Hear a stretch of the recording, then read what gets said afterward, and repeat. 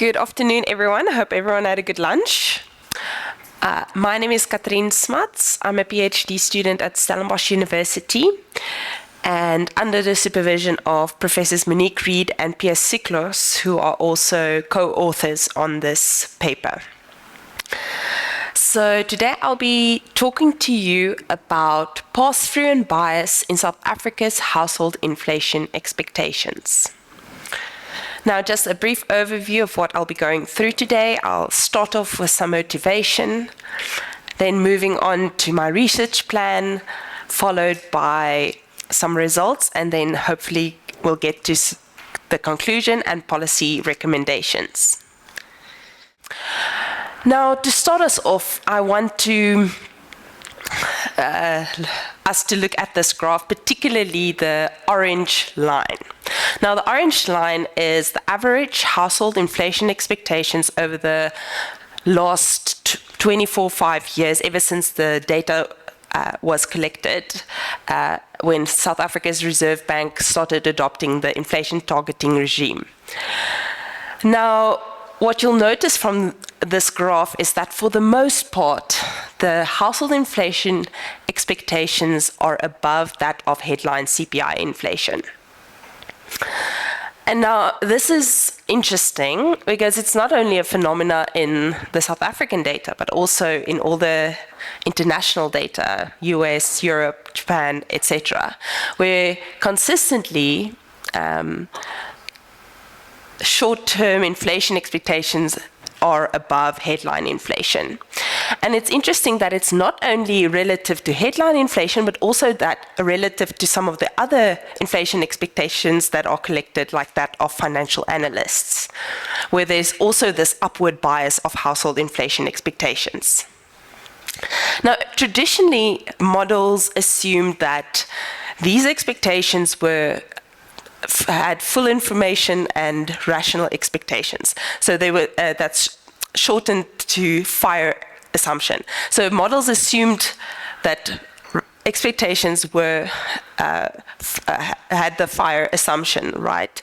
But the FIRE assumption, when looking at the empirical evidence, was consistently that assumption was rejected because of this upward bias. And over time, because the FIRE assumption was consistently rejected in the empirical evidence, researchers started to looking at other ways of making sense of the data. So some introduced heterogeneous agent models, others looked at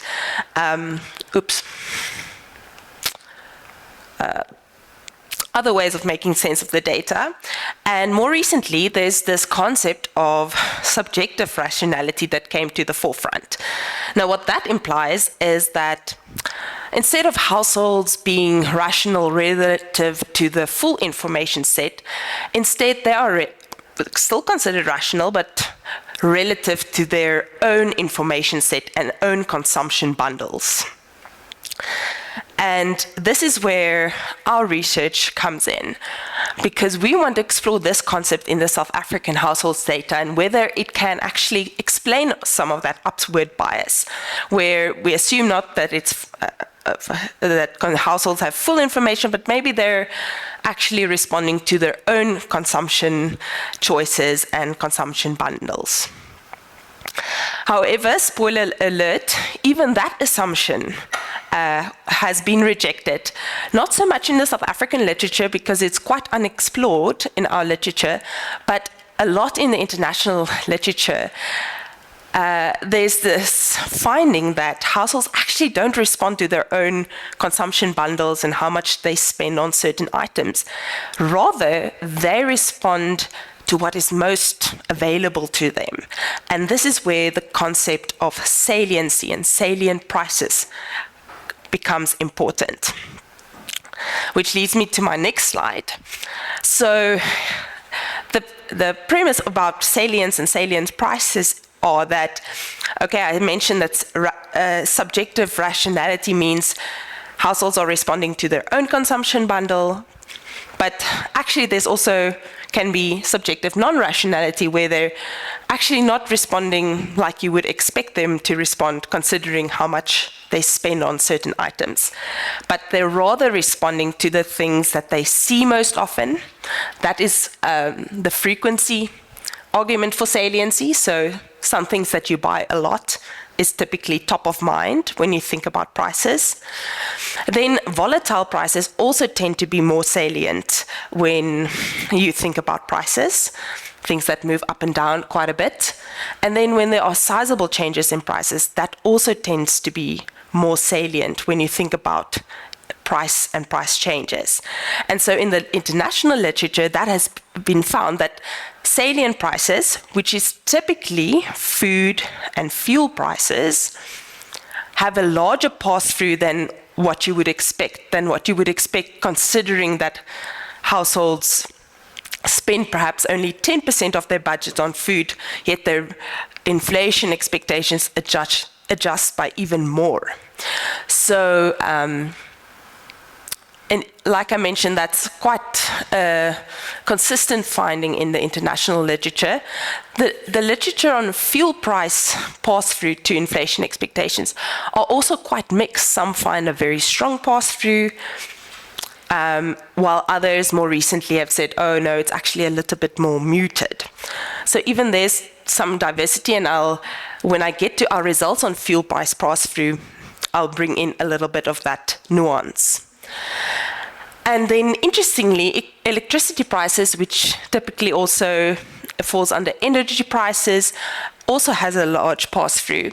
And in our case, we're not only going to consider these food and fuel, but also housing and utilities category.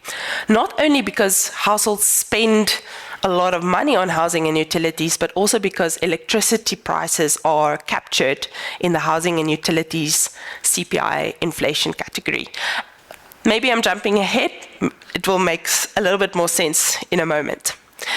But I think just the main takeaway from this slide is that saliency is important, and we're going to consider where it is of importance in the South African data, at least the data that we used.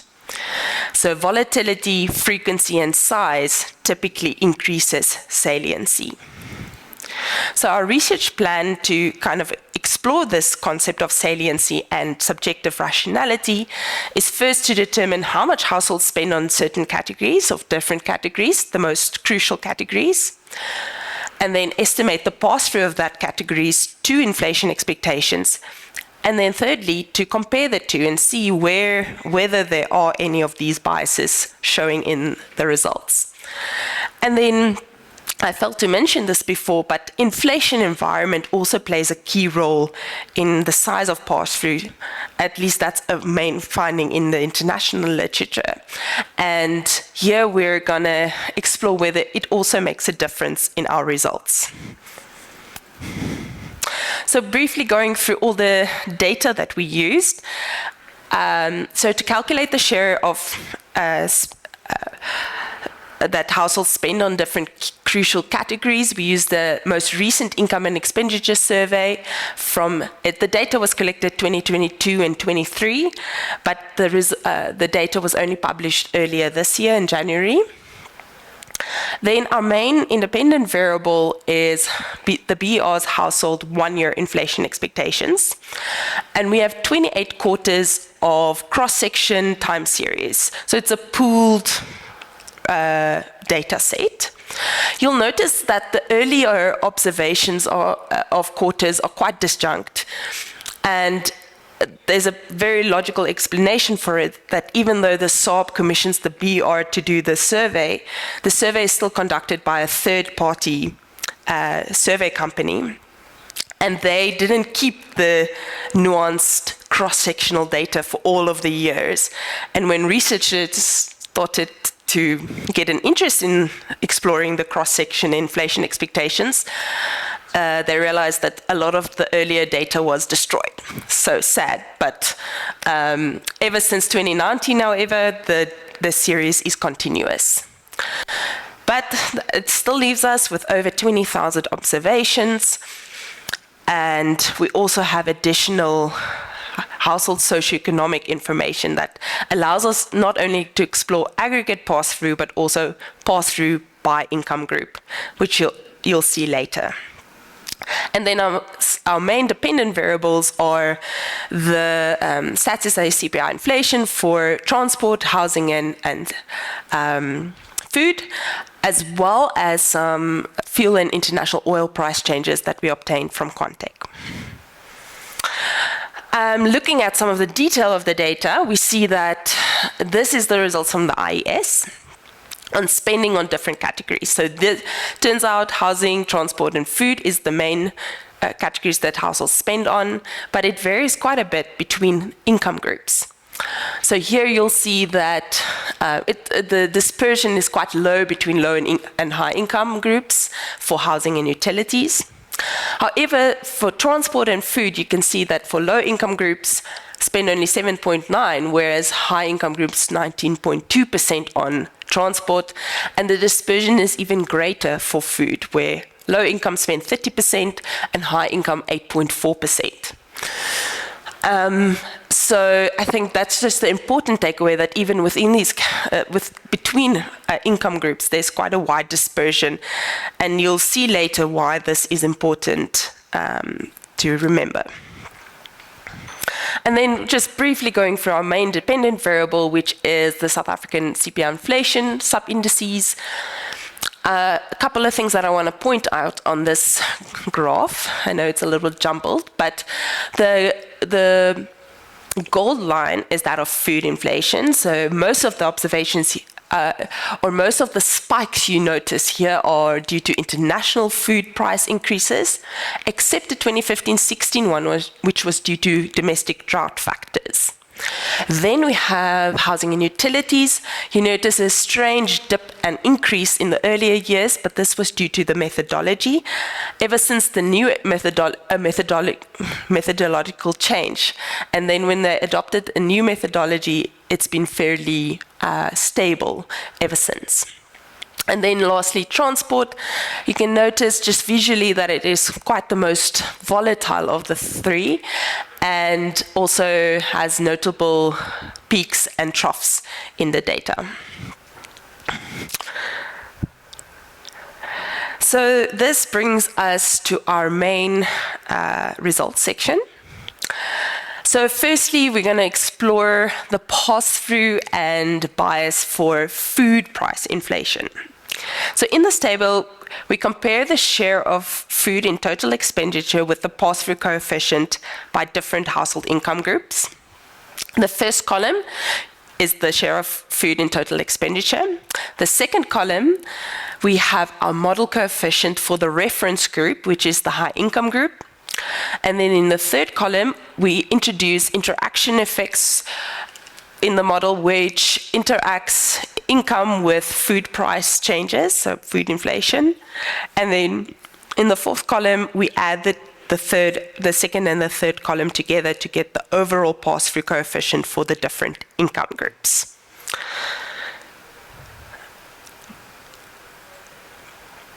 So these numbers that you notice in column 4 can be interpreted in this way. So with a 1 percentage point change in food price inflation, there's a 0.16 percentage point change in inflation expectations.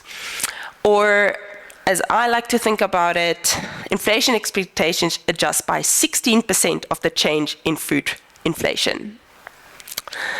And the same holds for the other three coefficients. And I think what we notice here is something quite interesting. So just drawing your attention to the first column, we see that, as mentioned, the share of food in total expenditure goes down as income increases. However, we notice the opposite trend for the pass-through coefficient in column 4, where as income increases, the pass-through also increases. And actually, we expected the opposite. If households were subjectively rational, we would expect them to be more sensitive if they spend more on food. Yet we see the high income group in our results are actually the most sensitive to food price changes. The reasoning for that may be salience, because food prices in the international literature is proven to be salient because it's quite volatile. You buy food often, so it's quite you're exposed to it frequently, and it can be subject to sizable changes. So that makes it more salient, especially for the high income groups, as we see in these results. However, the confounding factor is why low and low mid income households are less sensitive to these food price changes. And me and my co-authors were a bit at odds, or not at odds, but just wondering about this, and maybe you as an audience can fill us in for the reasoning behind it.